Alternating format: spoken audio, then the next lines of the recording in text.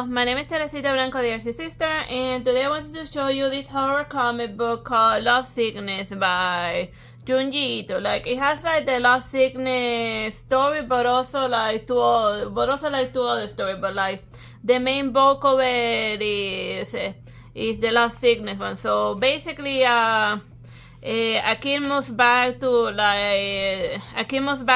his hometown.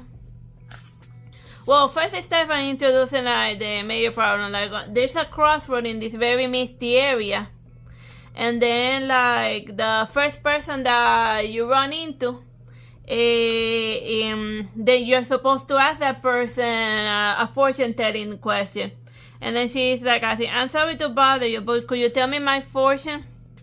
And what are your fortune?" So this is the crossroad of fortune. I've been hearing a lot of students have been into it lately, but answer.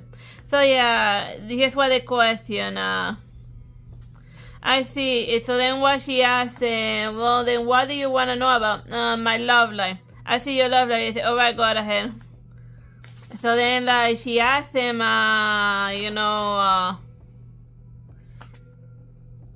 what I can see with romance will bloom with you and try taking the lead. So then like this person gives the girl a good fortune, and then she goes back to her life and whatnot. So then like part of the randomness is like the person that you run into in the mist. So then it's like the person's in but so far it's not like a supernatural being. It's just like the regular townsfolk just giving miscellaneous advice. So then he's a little nervous about moving back there, but because he hasn't been there since he was like a 5-year-old kid, because like since his father worked, now he has to move where his father works. So now since his father's job is in his own hometown again, then it's the kids gotta go where the parents go. But then right around the time when he moves back, a young man in a black shirt starts giving sinister fortunes, and then it becomes a mystery. So then he tells this girl that you will never find love. So then because of the terrible fortune that this creepazoid gave her, she ends up offing herself. So then it just becomes a mystery of like, who the hell is this person in a black shirt? And then the main character remembers that when he was a little kid, a pregnant she'd asked him to tell him his fortune, but since he was a little kid in a bad mood, he just told her that she asked him, will my boyfriend and I live happily ever after or not? And then he just tells him, not a chance, dummy. So then like the pregnant since she fell into despair, she also decided to kick the bucket. So then he has a lot of guilt with regards to like the misty area, but and then like he starts wondering at a certain point whether the person haunting them is like a relative of the dead chick, or like just some jerk, or is it the baby that's now like haunting people, and sometimes, and at a certain point some even start to suspect that he's the one that's like he's the one giving the people the terrible fortune, or his doppelganger. So yeah. So like most of the victims of the crossroad are like women that are very desperate to find love. So that's why it builds into the whole lovesickness aspect of it.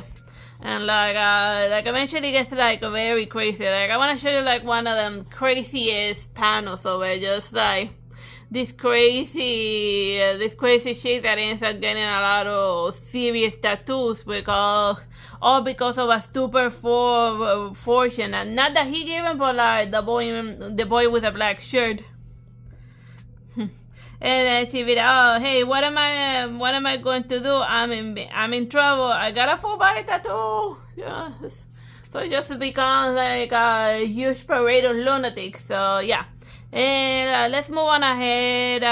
Okay, so then like in a different one, it's just some guys dealing, in a different story, it's just like this is not love scene, it's just some guys dealing with like a family of awful people. And let's see, and in this story, the little kid, he's feeling like yeah, like the thing is like some psychological problem that, but he feels the pain all around the house. So then it's not like something that they can treat physically. They just gotta like massage areas around the pain area that he feels further and further away in the house. So then it's just like, it becomes like a weird, almost like surrealist type of problem that, and then since this is a rich couple, they're just paying all of the servants to like deal with the pain, the phantom pain that the kid is feeling that might be real or imaginary. Or I just think it's mostly the mold inside the house, and maybe they should just move them elsewhere. But obviously the parents are like not dealing with this problem in a logical fashion. Cause this is a Junji manga, and to hell with common sense. And this one is a chick that wants to get like a plastic surgery to get like some perfect curves, but then like she starts getting haunted with like a lunatic by a weird specter that's like playing a harp.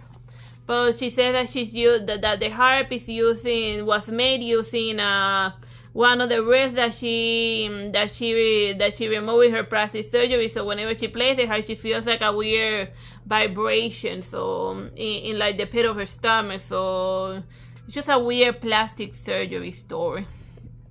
So yeah, this is Lovesickness in a nutshell. Very creepily weird story, but equally amusing.